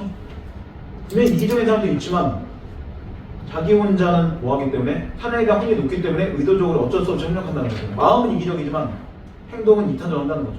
왜? 사회도 죽지 않기 위해서. 이런 겁니다. 그러니까 대기업들이 돈 그렇게 많은데 왜 굳이 사회에 환원하겠어요? 이유가 있겠죠. 그런 거 비슷한 거예요. 물론 그 이유는 각자 다르겠지만. 그죠? 그 다음 마지막 니은 5번 나오죠. 가에서는 혈연 관계가 없는 구성원과의 식량 공유를 설명할 수 없다. 하지만 나에서는 협업을 통해서 집단의 생존 확률을 높이는 행동을 볼 수 있다. 가자체는 당연히 뭐만 얘기한 거야? 가자체는 혈연 선택 과정이기 때문에 혈연을 벗어난 문제를 당연히 설명을 못하는 거잖아요. 근데 집단 선택 과정에 이 집단은 우리의 뭐가 아니야? 가족이 아니죠. 그러니까 라에서는 가족 관계를 벗어난 것도 설명이 가능한 게 맞는 거죠. 굉장히 뻔한 얘기죠. 그러니까 이게 1번 자체를 찾으면 되게 답은 쉬운데 만약 1번을 헤매면 그 다음부터는 답이 잘 안 보입니다. 시간도 오래 걸리고. 그 당시 애들이 멍청해서 다시 1번이 오단이 높은 게 아니에요, 절대로. 실제로 모의고사 전체를 모아놓고 풀었을 때는 생각보다 좀 다른 겁니다. 그러니까 연습이 덜 되면 나온 거 있잖아. 지금 이번 것도 그렇고 저번 것도 그렇고 학원 평균 지금 60, 70점대 초반에 입학한단 말이에요. 근데 연습이 잘 되니까 50점, 40점도 나올 수 있는 거죠. 반대로 8점, 9점도 나오는 거고. 그러니까 모의고사는 귀찮더라도 반드시 어쨌든 우리나라의 수능이라는 건 두 가지 목적이 있단 말이에요. 빠르고 정확한 인간을 좋아하기 때문에 빠르고 정확하게 하기 위해서는 계속 한 주마다 하나씩은 모의고사 연습을 해줘야 돼요. 한 번에 못 풀어도 끊어서 2번 정도 안에는 시간 40분씩 정해놓고 풀어야 돼요. 실제로 40분도 시간 많이 주는 겁니다. 또는 80분도 많이 주는 거예요. 답도 시간 빠진 거잖아요. 최소 2분 또 빠져야 돼요, 원래는. 기본적으로. 그렇기 때문에 실제 우리한테 주어진 시간 77분에서 8분 정도밖에 안 됩니다. 실제로는. 이거에 대한 대응이 떨어지면 국내대학 불가능합니다. 국내대학은 저희 때도 저도 20세대긴 하니까 혜민은 안 믿겠지만 저도 20세대예요 진짜로. 진짜 수능 봤어요. 물론 저 때는 400점 만점이 아니었고 200점 만점인 겁니다. 이렇게 해서 이제 수능 보기 했는데 저때 수능이 이제 1차, 2차 해가지고 수능 2번 봅니다. 이제 그런 식으로 보는데 한 번만 수능에서 딱 2번 정도 시험을 해요. 10월달에 한번 보고 11월달에 한번 보고. 근데 그러고 바로 폐지한 이유가 뭐냐면 애들이 이상한 욕을 하는 거야. 10월달에 국어는 1등급인데 수학은 뭐 4등급. 근데 반드시 11월에는 국어 뭐 4등급, 수학 1등급 이런 애들 있을 거 아니에요. 그러니까 이 두 개 시험에서 자기 잘 보고 조합해서 내면 안 되냐고 이딴 얘기도 나오고 이러니까 이게 너무 복잡해진단 말이에요. 그렇기 때문에 그리고 첫 번째, 두 번째 난이도에 대한 평가도 되게 애매하기 때문에 딱 한 번 실시하고 바로 폐지했어요. 그러면서 몇 년 뒤에 이제 이명박 정부 때 AB형 만들어서 애들 조금 뭐 힘든 거 경감하자 그러는데 문제가 하나 생겼어요. 당연히 잘하는 애 BBB만 보고 못하는 AA만 할 거예요. 근데 AA는 서울에 있는 중상위권 대학이 다 거절했어요. 영어 A 선택한 학교 우리 학교 지원 불가. 아예 이겨버리니까 그러면 A형 보고 1등급인데 서울대 지원 불가한 거죠. 건대까지의 학교가 다 불가했어요. 그래서 이거 A, B도 몇 년 하다가 빠진 건데 이게 한 중간에 하다가 지금 이런 식으로 선택과목 바꾼 게 한 5년 정도 된 거고 2021년부터 이렇게 선택과목 바꾼 거니까 만약 우리가 재수하면 또 바뀌죠. 그죠? 이게 어떻게 보면 저 때하고 비슷한 거예요. 제가 얘기했잖아요. 저는 미적도 하고 확통도 하고 수원, 수투 다 하고 가탄, 사탄 다 했다고 한국사도 상대평가였어요. 우리 때는. 그래서 그 탐구 과목을 2시간 봐요. 한 번에. 그런 세대로 돌아가는 겁니다. 그리고 당연히 선택 과목 국어에서 없었죠. 심지어 국어도 듣기평가 있었습니다. 5문제짜리 듣기평가가 15분에서 20분 정도 할애하면서 저희 때는 영어가 80점이었고 국어가 120점이었어요. 근데 그게 영어 좀 위로 올리자 해서 올렸던 거고 100점 100점으로. 그런데 요새 영어만 절대평가하는 게 이유가 없잖아요. 사실 사교육을 경감을 진짜 시켜주고 싶으면 수학을 절대평가 만들어야죠. 근데 수학을 절대평가 만든다니 이런 생각이 있어요. 애들 다 바보 될 것 같거든. 안 그래도 바보 같은 인간들인데 더 바보 될 것 같거든. 국가 판단할 때 니네가 바보란 뜻은 아니에요. 전체를 볼 때 너무 우매한 게 많이 나오고 실제로 공학이 발전하고 과학이 발전해 나라가 먹고 살 건데 과학이 발전될 수가 없잖아. 그러니까 죽이자는 거면 특목고 죽이자 그래서 과학고 죽이자는 얘기 절대 안 해요. 죽일 수도 없고 실제로는. 어떻게 보면 입시제도의 희생자일 수 있어 니네는. 왜냐면 재수하게 되면 입시제도가 확 바뀌는 거야. 그죠? 한국학도 늘어나고. 그러니까 올해 내년 안에 무조건 수능 봐야 되고 기본적으로. 자 여기까지만 하고 숙제는 여기 잘 적혀있네요. 이게 그냥 숙제예요. 다음 주 숙제니까 그 모의고사 문제는 사실 원래 갖고 오라고 했었는데 이게 너무 무겁고 막 숙제 여러 번 해야 하니까 오늘은 문학비치 해가지고 제가 주간지만 검사할게요. 검사는 그러니까 리얼 모의고사는 더 검사하지 않을 겁니다. 이제 다음 주안 갖고 와도 되고 이렇게 두 번만 검사해.